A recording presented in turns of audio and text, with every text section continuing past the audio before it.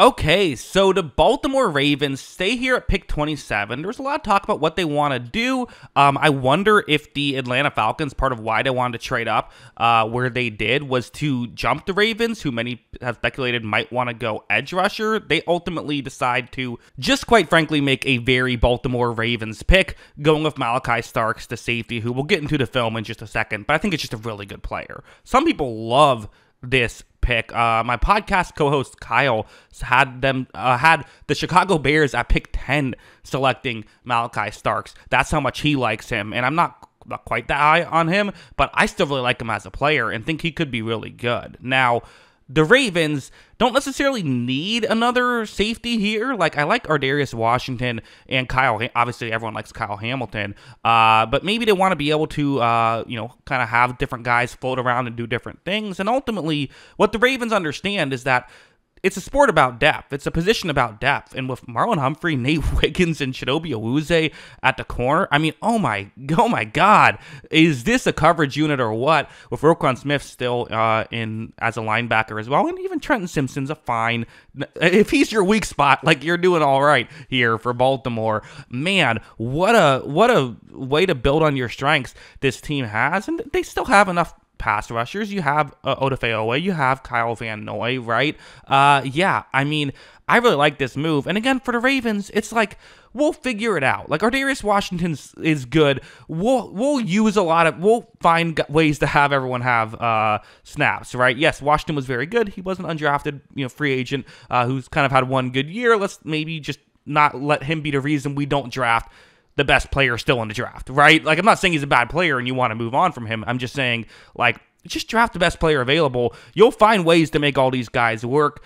And whenever the Baltimore Ravens believe in a defensive back, you just have to trust that they know what they're doing, because they usually know what they're doing. But yeah, that's my thought on the fit. Now let's talk with the player himself. Let's shift gears and get into the film. So let's start off with the play you see on your screen. So it's going to be just a quick screen pass, and you see where Starks is. He is the one who I've circled in white. Right when this play begins, first off, you're just going to see how quickly he reads the play, right? He's already in position to make the play, but unfortunately for him, there's a receiver who's blocking him right now. So hey, one thing to read the play, but ultimately there's sometimes only so much you can do if there's a player already in position. At least that's what you would think, right? Well, watch how he's able to drive that player back enough and still able to keep fighting and helps make the tackle right there. He is definitely a player who comes through in several different ways. He is not someone who is, sometimes you get these safeties who can only do one thing, and that's why they ultimately fall in the draft. But that is not Starks. He is someone who does every aspect of the, safety position that you would want. Like this play, for example, it's a bit of a disguise, as he's going to end up being the strong safety, so he's going to come in and cover over the middle. You see where he is on the field and the zone that he's going to ultimately end up covering, although he's selling as though it could be a cover 2 zone. But as you see, no, he steps in and is going to be covering over the middle. You see that Texas has a couple of players who are trying to get into an opening behind him,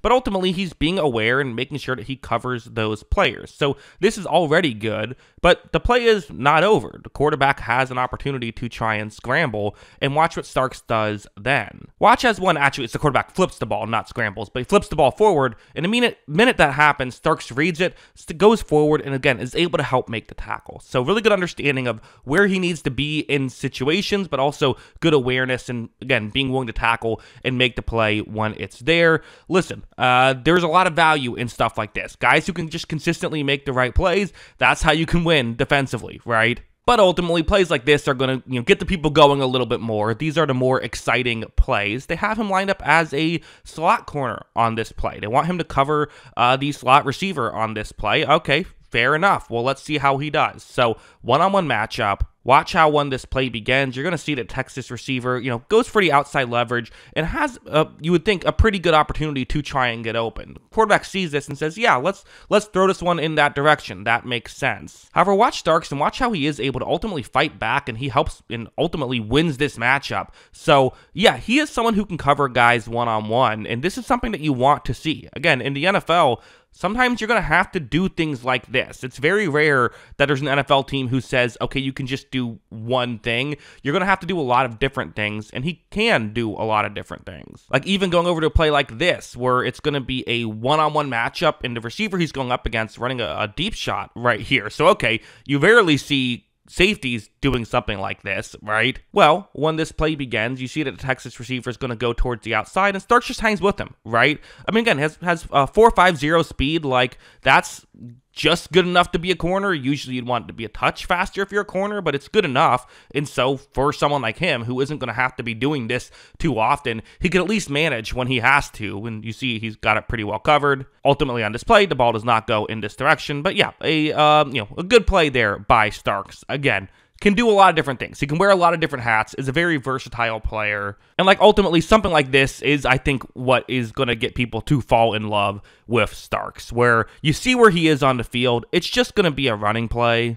And watch how when this begins, you're going to see that right here. So it's actually, I say it's just going to be a running play, but it's a bit of a tricky running play. Where they fake this, though, was going to be a handoff to the right. Starks kind of had to play that instead to hand off to the left. And like, look at how far out of position now Starks is. And you can't blame him, right? I mean, it's a trick play. It is what it is. You hope your teammates on that side of the field can come in and make a play, right? Maybe take this one off and then be ready for the next one. Well, no, you're a safety. You have to be in position just in case. And watch how he's going to take an aggressive angle, but he does get over there and he makes that tackle immediately. Again, Texas is sitting here saying, hey, nice run, but it wasn't an all-time great run. It wasn't a highlight reel level run because Starks was there. And ultimately for a safety, you got to make sure you're making these types of plays. If you can make these types of plays, good things will follow. So yeah, ultimately, I mean, again, Starks is just a player who he does everything you want him to do. He's constantly in position. He's not going to get fooled too often. He can cover one-on-ones if he has to, and he can tackle well.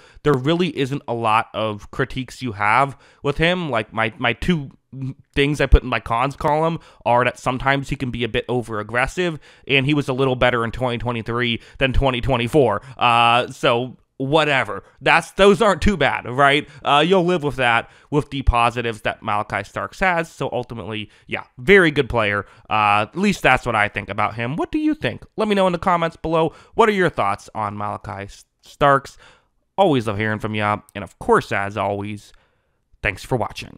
If you enjoyed that video and want to hear more of my thoughts, well, for one thing, you can check out my movie channel. Yes, I have a movie channel. You can check the link in the description below. I do some fun things like some movie reviews, even some TV show reviews, tier list, fun things like that, so you can check that out. Also, make sure that you are subscribed and paying attention to this channel, as there will be plenty of draft content. I plan on making a video for every first round pick, many of the other picks throughout the draft, and also I will do recaps for each team after the draft is over. So I will eventually talk about every single pick from your favorite team. Be on the lookout for that, as it will be out this weekend. And also, if you want to follow me on Twitter, you can follow me on Twitter. I am at Jackson Kruger, or X, whatever you prefer to call it. But yeah, that's all I got. Thanks again for watching till the end of the video.